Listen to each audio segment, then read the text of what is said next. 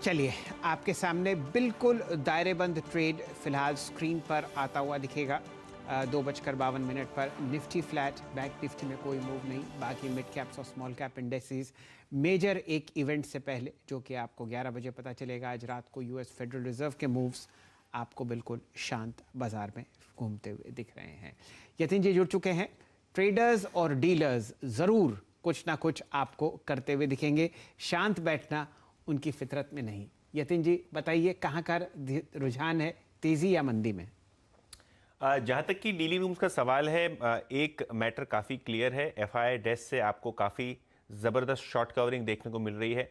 Usually हमने देखा है कि जो दिसंबर के आखिरी के 2-3 हफ्ते होते हैं, वहाँ एफआई की एक्टिविटी बहुत कम हो जाती है और जो भी पोजीशंस होते हैं वो लोग अपनी ख़त्म करके फिर से एक बार जनवरी में आते हैं ट्रेडिंग के लिए। तो जो शॉर्ट पोजीशन शायद एफआईज ने बनाई हो, वो कवरिंग होती हुई आपको दिखाई दे रही है बाजार में।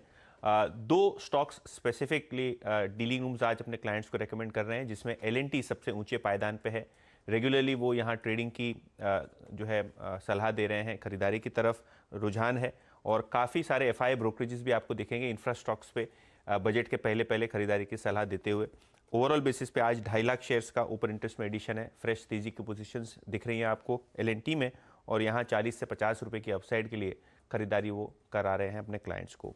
एलएनटी के अलावा सन फार्मा में काफ़ी इंटरेस्टिंग आज डेवलपमेंट्स आपको दिख रहे हैं स्क्रीन पे। काफ़ी अच्छे वॉल्यूम्स के साथ स्टॉक ने आज 2-2.5% की तेज़ी दिखाई है। अगर आप देखें यहाँ पोजिशनली, तो डीलिंग रूम्स का मानना है कि यहाँ 825 से लेकर 850 तक के टारगेट्स आ सकते हैं पोजिशनली। और अगर आप ओपन इंटरेस्ट की बात करें तो टॉप ओआई गेनर्स में से ये स्टॉक है फार्मा पैक में, जहाँ 5% का ओपन इंटरेस्ट में एडिशन हुआ है और यहाँ काफ़ी अच्छी तेज़ी की पोजिशंस बिल्ड होती हुई दिखाई दे रही हैं। ओके, सन फार्मा इस कार्यक्रम में इस स्टॉक पे कॉल भी गई है, डिस्कस भी किया है हमने करीब करीब 773 के स्तर पे। लेकिन यतिन ने जो भी कुछ देर पहले एलएनटी का जिक्र किया, याद रखिएगा बजट से पहले कैपिटल गुड्स स्टॉक्स में आप देखें जो बाइंग और एलएनटी का ये बिहेवियर काफ़ी इंटरेस्टिंग है। आपकी स्क्रीन पर करीब करीब 18,290 पे ट्रेड करता हुआ और चार्टिकली वेल प्लेस्ड। आज सुबह सुबह हम एक रिपोर्ट डिस्कस कर भी रहे थे, जिसमें करीब करीब 2300 आई थिंक 2300 रुपये का लक्ष्य इस स्टॉक पे रिकमेंड भी किया गया था। तो इस पर काफ़ी बात हो चुकी है, लेकिन पैटर्न बेहद शानदार है। याद रखिएगा इस वक्त जो भी हम बात कर रहे हैं इंट्रा डे ट्रेड के प्रोस्पेक्टिव से बात नहीं कर रहे हैं। ये यतिन ने भी अगर आप देखें कुछ दिनों के प्रोस्पेक्टिव से बात करी, थोड़े स्विंग प्रोस्पेक्टिव से बात करी। लेकिन एक बार आप अपनी राय रखेंगे इस स्टॉक पे राहुल शर्मा जी। 1890 अगर आपको आई थिंक उनसे हमारा संपर्क टूट गया। एक काम करते हैं, असद से बात करते हैं। 1890 पे ट्रेड करता हुआ असद, आपकी अप्रोच क्या है? मान लीजिए अगर आपको थोड़ा सा डिलीवरी पे काम करना है तो आप एलएनटी को एक्यूमुलेट करने के लिए किस तरीके से अप्रोच करेंगे? 1890 का प्राइस ये है, इस दौर का हाई है करीब करीब 1984, 50 डेमा प्लेस है करीब करीब 1800 के आसपास, 100 डेमा प्लेस है 1750 के आसपास। एक्यूमुलेशन का जोन आप एलएनटी के लिए बेस्ट क्या समझते हैं? वीरेन जी, आज सुबह से कल से भी मैं देख रहा था कि एलएनटी में ट्रैक्शंस डेफिनेटली है।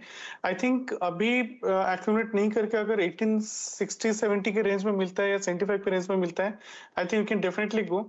ये पोजिशनल पर्सपेक्टिव में अगर हम देखेंगे तो इसको 1850 का स्टॉप लॉस रख के एनी डीप टुवर्ड्स 1850 1870 के रेंज में we can definitely take. And एक चीज है, समटाइम बैक एलएनटी में monthly RSI had gone above 70, अभी वो थोड़ा करेक्ट हो चुका है। I think this is again एक fresh entry that we can definitely take in LNT, but we it has to be a delivery based this thing, not in FNO, so that जो भी invest कर रहे हैं वो थोड़ा positional perspective में इसको कैरी कर सकते हैं। बट स्ट्रक्चर अच्छा है and it is a good stock to carry for sure.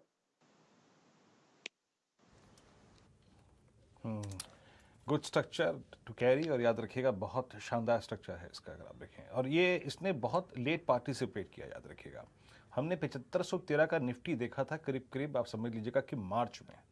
मार्च के बाद अगर आप देखें तो इंडेक्स काफ़ी अच्छी तरह से रिकवर हुआ, लेकिन इसका मूव शुरू हुआ नवंबर 2020 में।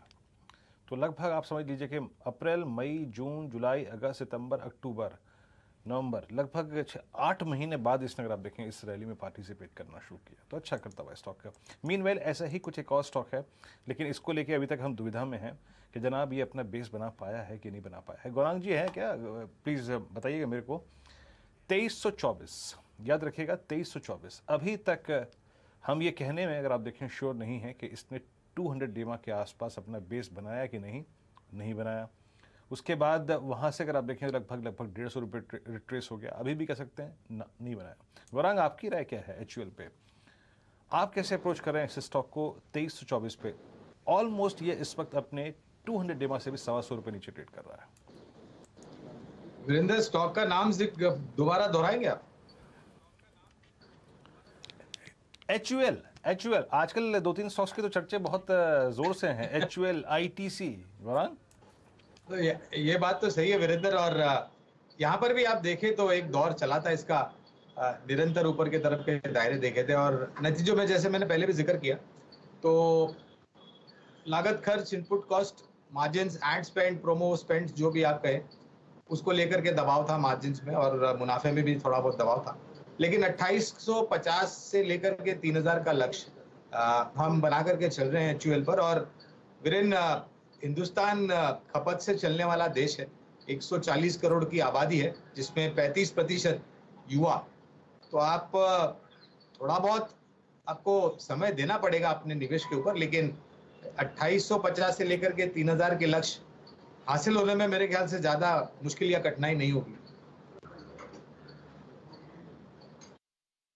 फिलहाल राय आती हुई दिख रही है आपके सामने हिंदुस्तान यूनिलीवर पर। वीरेंद्र जी, ऑलमोस्ट 3 बज चुके हैं हमारे सामने, और वॉल्यूम की जो पिक्चर है वो और आप देखिए दयनीय होती हुई जा रही है। एक काउंटर, एक्चुअली 2 काउंटर हैं जो आपको अब 1000 करोड़ के ऊपर ट्रेड करते हुए दिख रहे हैं। तो एक है बजाज फाइनेंस 1103, बहुत डिस्कस हुआ, 0.3% नीचे 6860, और ये ट्रेड आप समझिए शॉर्ट साइड पर असद जी कह रहे हैं समाप्त होता हुआ। BSE आप देखिए यहाँ पर 1070 करोड़ का ट्रांजैक्शन हुआ है, और बाकी सारे काउंटर्स आपको 1000 करोड़ से कम के व्यू में दिख रहे हैं। तो फिलहाल कोई भी वॉल्यूम नहीं, और इसीलिए आप देखिए स्टॉक पिक्स आपको हम लोग बहुत कम सजेस्ट करते हुए दिख रहे हैं, सिर्फ प्राइस एक्शन स्क्रीन पर मार्क करते हुए। मेरे ख्याल से असित जी हमारे साथ जुड़े हुए हैं।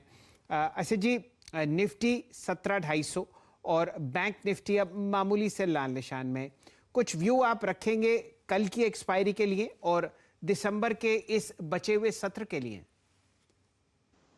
आई थिंक सर, अगर निफ्टी जब तक 17,400 के लेवल के ऊपर ट्रेड नहीं करता, I will not be very comfortable going long in Nifty. कल भी हम क्लोजिंग के शो में बोल रहे थे 17,300 का पुट कैरी करने के लिए। आई थिंक स्ट्रक्चर थोड़ा वीक है, but at the same time मुझे लगता है कि 17,200 250 में निफ्टी में सपोर्ट मिल सकता है। मैं अभी इस 200 के नीचे अगर मैं जाऊंगा तो शॉर्ट डेफिनेटली उसमें करूंगा, 200 या 240 के नीचे जाएगा तो, ये 400 के ऊपर जाएगा तो मैं लॉन्ग करूंगा। अभी ये थोड़ा साइडवेज होके नीदर अपसाइड नॉट डाउनसाइड का कन्विंसिंग मूव मुझे नहीं लग रहा है, but I am keenly watching at bank Nifty. अगर बैंक निफ्टी आजकल में 37,000 या 36,800 का क्लोज हमें देता है कि उसके ऊपर ही क्लोज रहता है, मुझे लगता है कि bank nifty will definitely give lot of support to nifty and the market. मुझे लगता है कि Axis, ICICI bank, they are definitely looking strong. HDFC bank थोड़ा ओवरली सोल्ड हो चुका है। मे बी अगर ग्लोबल एनवायरनमेंट ठीक रहा तो we might see a pull back on the upside, but nifty में मैं लॉन्ग नहीं जाऊंगा। अगर नीचे जाता है तो 250 के नीचे जाएगा तो I definitely go short again. रणनीति आपके सामने दोनों इंडिसेस पर आती हुई दिख रही है, लेकिन TVS का चार्ट आपके सामने